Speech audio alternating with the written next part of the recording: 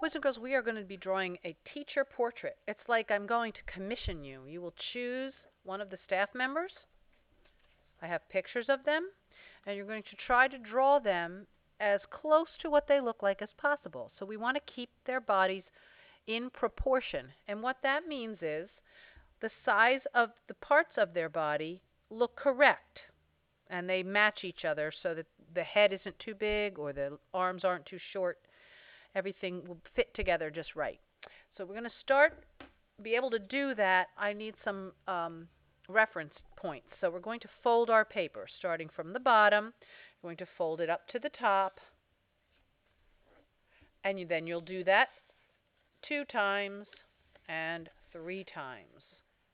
So you have folded it 3 times. That's going to create sections on your paper.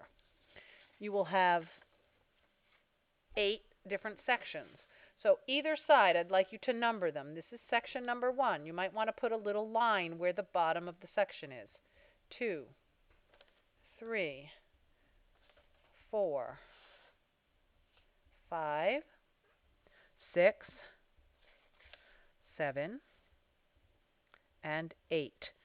As I teach you how to draw this portrait, I'm going to be referring to the section numbers so that you know where you're supposed to be putting things. We're going to skip section number 1, and we're going to start into section number 2. I would like you to draw your person's head in the middle of that section, in the middle of the page. So if you want to draw an oval that is taller than it is wide in between that section, the top of the person's head should be touching the bottom of section 1 on the fold. The bottom of the person's head is touching where the sections 2 and 3 touch. We aren't going to draw any details to the end. So you're going to be drawing the body sections so that they get the right size.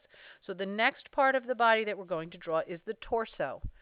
The torso is 2 times taller than the head and a little wider. We'll represent that with a lightly drawn rectangle. So a little below the head in section 3, you're going to draw the line for the top of the rectangle. Make sure that you have at least a finger space wider. Then you're going to draw that section down. We haven't added the arms yet. This is the torso with no arms. So I'm going to sketch that down and make this light. I mean, I'm going to draw it darker, but you can draw it lighter so that if you're going to be erasing things, so don't press too hard. Now I have an oval and a rectangle. We need to connect the head with a neck.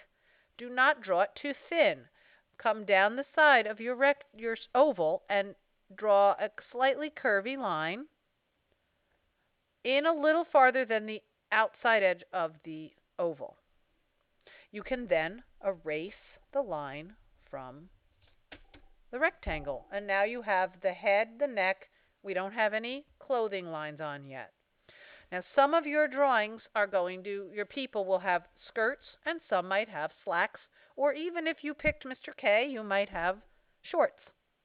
But for right now, we're going to draw pants, and then you can change them later if your person is wearing a skirt. I'll show you how to make the changes. So you're going to just represent the length of the legs. Happens to be 4 times longer than the head.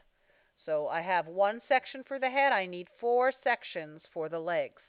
Draw a vertical line coming down all the way to the bottom of section number 7. Do the same thing. Okay, now I have how long they're supposed to be. At this point, you're going to draw the bottom of the pants. So you're going to draw a horizontal line right along the bottom of section number 7. Leave a space right in the middle. You could use your fingers to measure so that you can get them the same size. Then go back up almost straight right to the bottom of section number 5. Then I'd like you to go back down. It's sort of like you're making the tallest, skinniest capital A that you can. Now that's his pants. If you look at the feet of a person, they're actually the same size as your head. I checked. My shoe is about the same length as my whole head. But you can see that the people's feet are pointing towards you. So they're going to be on an angle. So I can use this as a reference, and I think that's way too long. So I'm going to make that slightly shorter and draw his shoe. I'm just going to represent it with an oval right now. I'll put the details on later, and this shoe is going to come this way. My pencil point just broke. Okay. Now I'm going to try the arms. If you notice, Mr. Damo's arms reach all the way down and touch his thigh. So I'm going to start right here, and I'm going to draw a curved line out from my rectangle right at the top of section number 3. I'm going to sketch it down about halfway into section number 5. I'll go across to touch the body. If there's a little space between the arm and the body, you want to draw it back up. Stop at section number 3. Let's do the other side. I'm going to have his arm curve out a little bit.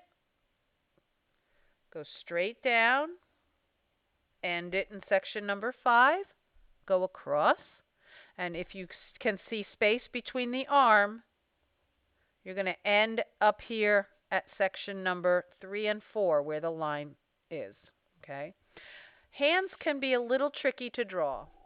When you draw the hand, I usually start out by drawing a mitten shape. I did one on this paper. I drew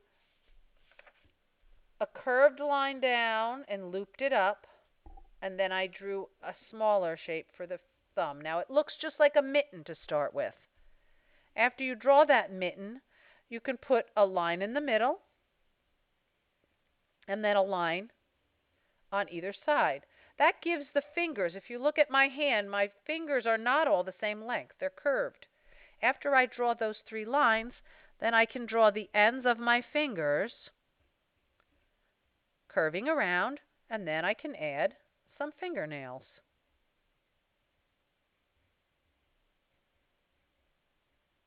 Then erase the mitten that's showing up. All right, so let's do that on a smaller scale. I'll do it again. I'm going to draw the mitten shape going down. And there's his thumb. Then I'll draw the 3 lines. And then I will draw the edges. Your hand is about 2/3 of the length of your head. I think I made mine a little too short. Should have checked that first. So it's going to go down a little bigger, like that. And then I'll fix those fingers later. Okay? Once we're finished with that, I think I'm going to do the rest of the face on a different demonstration. We'll do that last.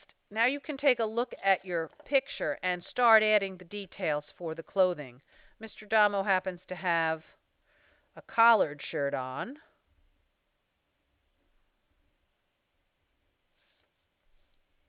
With buttons on it. The more details you look at, now his shirt is tucked in and he's wearing his badge. This is where we can write his name or whoever you happen to have chosen. You need to write it big enough so that you can read it. If the name tag's too small, we'll find another place on the portrait to write the name. Then you can start adding more details. He has a belt buckle and a belt. He's got a button-down collar shirt. I think I can erase a little bit of the line here where his shirt is.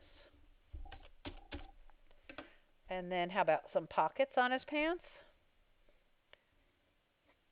All right, and I think we're pretty good. His pants are kind of wrinkly, so I think I'm going to change them.